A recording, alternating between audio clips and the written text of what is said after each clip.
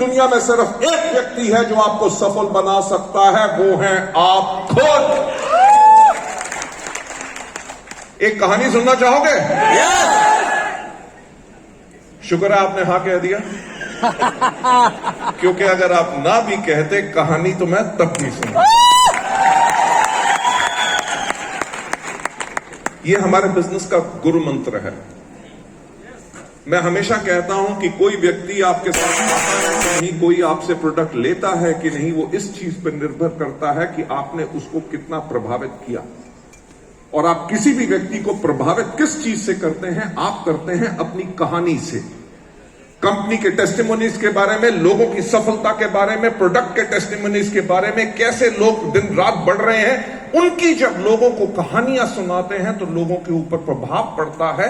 और जब आप कहानियां सुनाते हैं तो आपका आत्मविश्वास बढ़ता है, क्योंकि आप असली और सच्ची कहानी सुना रहे होते हैं। यह कहानी किसी और व्यक्ति की नहीं, यह कहानी मेरी खुद की है।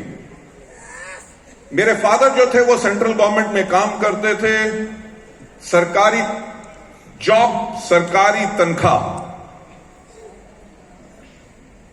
जब मैं छोटा था, लगभग 4 या 5 साल का था, तब मेरी मां ने मुझसे एक बारी पूछा कि बेटा बड़े होके क्या करोगे। जब मैं इसे पूछा गया, एक 5 साल के बच्चे ने एक बात कही कि मैं मां बड़े होके मैं बिजनेस करूंगा।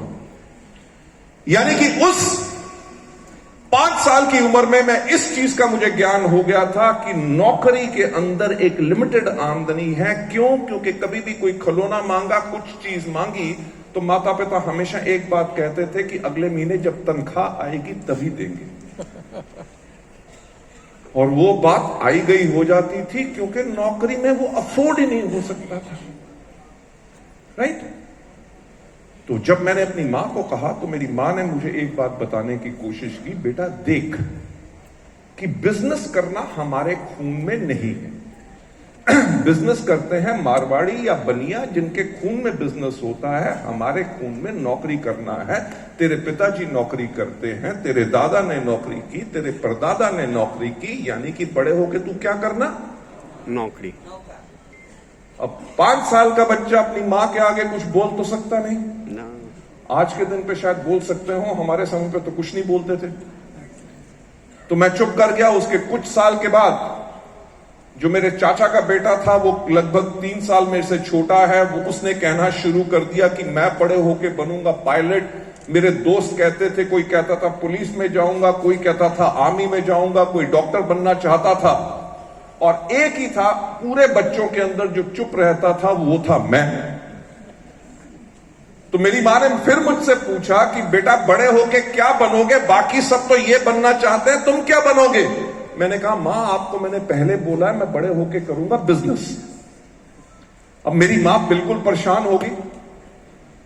उन्होंने कहा देख, ऐसा है कि बेटा कि बिजनेस करने के लिए चाहिए होता पैसा।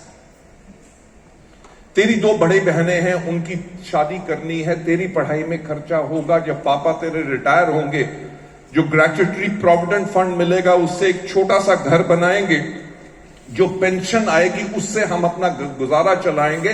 तेरे को बिजनेस करने के लिए पैसा हम नहीं दे सकेंगे, इसलिए तू क्या करना? नौकरी। अब बात आई गई हो गई। जब मैं 10वीं क्लास में पहुंचा तो मेरी मां ने मेरे से फिर पूछा कि बेटा ये बहुत इंपॉर्टेंट साल है, आगे चल के तू क्या करना चाहता है? आईएएस करना चाहता है, आईपीएस में जाना चाहता है, करेगा क्या? डॉक्टर या इंजीनियर क्या बनेगा? तो मैंने अपनी मां को कहा, मां मैं आपको पहले ही बोल चुका हूं कि मैं करूंगा बिजनेस।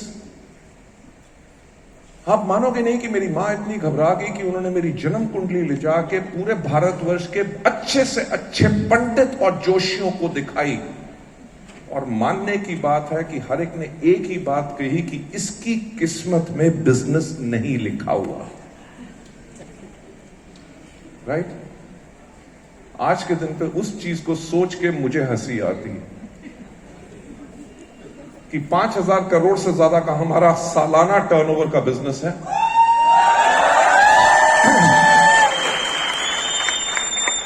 भारतवर्ष के अंदर हमारे 48 से ज्यादा ऑफिसेज हैं, 20 से ज्यादा वेयर हाउस हैं, 3,500 से ज्यादा हमारे डीएलसीपी और मिनी डीएलसीपी हैं। इंडिया के अलावा हम और जगहों पे हैं और 20 से ज्यादा मेरी कंपनियां खुल चुकी हैं।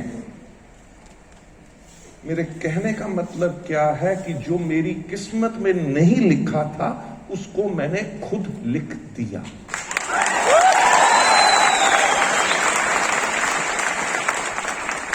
मैं वही चीज आपसे पूछना चाहूंगा कि क्या अपनी किस्मत खुद लिखना चाहोगे? तो पहली प्रेरणा जो वेस्टीज ने ताजमहल से ली कि सोचने की हिम्मत तो करो कि अगर ताजमहल को बनने में 22 साल लगे थे, वेस्टीज को अगर अगले 20 साल भी लगे, दुनिया की टॉप 10 डायरेक्ट सेलिंग कंपनीज के अंदर वेस्टीज आएगी। दूसरी प्रेरणा, ताजमहल को बनाने के लिए 20,000 लोगों ने 20-22 साल काम किया, यानी कि एग्जाम्पल ऑफ टीम वर्क। अलग अलग देश से, अलग अलग भाषा, अलग अलग रिलीजन, अलग अलग हुनर, पर सबका मकसद क्या था कि ताजमहल को बनाना है। अगर आप लोग अपनी जिंदगी बदलना चाहते हो तो टीम वर्क करना सीखो। आपकी टीम में जो भी व्यक्ति आए, अलग भाषा से हो, अलग रिलीजन से हो, अलग सोच से हो, अलग काम करने के तरीके से हो, पर उनको टीम में जोड़ के रखना वो आपका काम है, क्योंकि आप उस टीम के लीडर हैं। हर एक व्यक्ति के अंदर कमियां होती हैं, हर एक व्यक्ति के अंदर शक्तियां होती हैं। हमारे को अपने बिजनेस बनाने के लिए किसी की कमियों के ऊपर ध्यान नहीं देना, लोगों की पावर यानी कि स्ट्रेंथ के ऊपर ध्यान देना है, तभी जाके स्ट्रांग टीम बनाओगे।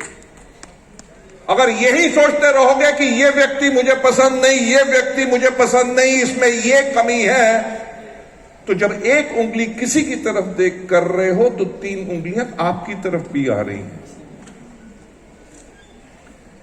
दूसरी प्रेरणा के बाद तीसरी प्रेरणा जो हमने ताजमहल से ली और जहां पे हमने वेस्टीज को बनाया, वो है परसेवेरेंस। परसेवेरेंस यानी कि अपने काम में लगे रहो, कोई भी मुश्किल आए उसके सामना करके आगे बढ़ने से मत रोको। ताज आपको पता है कि नदी के किनारे है, कभी बाढ़ आती होगी, कभी कुछ आता होगा। इतना बड़ा प्रोजेक्ट है, क्या आपको लगता है कि उसमें कोई दिक्कत नहीं आई होगी? बनने में दिक्कतें जरूर आई, पर कि टीम ने इस प्रकार से काम किया कि हर एक दिक्कत का सामना किया। यही परसेवेरेंस वेस्टीज ने ली कि आगे बढ़ने के लिए हमारे पास बहुत दिक्कतें आएंगी, अभी भी आई। कभी डीमोनेटाइजेशन, कभी जीएसटी, कभी मेक इन इंडिया। अभी तो 2 साल तक हमने सबने मिलके किसको झेला? कोविड। मुझे एक बात बताओ, कोविड के अंदर 6 महीने जिम बंद रहे, राइट? रेस्टोरेंट, होटल, हॉल सब कुछ बंद रहा। दुनिया भर में यातायात बंद रहा। सारी जब बिजनेस बंद रहे तो लोगों की आमदनी क्या थी? 0। जब सब कुछ बंद था, कि कर्फ्यू था, लॉकडाउन था, लोग सड़क पे निकल नहीं सक रहे थे, एक बिजनेस तब भी चल रहा था। वो कौन सा था? मुझे एक बात बताइए, कोविड के अंदर कभी आपका पे आउट क्या एक दिन भी डिले हुआ? यानी कि वही सीख हमने ताजमहल से ली थी कि जो हमारा मकसद है कि लोगों की मदद करना, उनकी जिंदगी बदलने के लिए, इतनी बड़ी जो मुसीबत दुनिया भर में आई थी और किसी को नहीं पता था क्या करना है, हमने तब भी अपने बिजनेस के अंदर कोई आंच नहीं आने दी और लोगों की जिंदगी को बिल्कुल सुरक्षित रखा। आप आज उस परिवार के साथ काम कर रहे हैं जिसकी शक्ति का लोहा पूरी दुनिया मान चुकी है कि यह परिवार है जिसके अंदर इतनी बड़ी दिक्कत आने के बाद भी कोई खरोंच नहीं आई और तब भी ये काम करते रहे। Last but not the least, Taj Mahal को बने हुए कितने साल हो गए? 400 साल। 400 साल के अंदर कितनी टेक्नोलॉजी बढ़ गई, कितनी इंजीनियरिंग बढ़ गई, पर दुनिया में ताजमहल कितने हैं? यानी कि इस प्रकार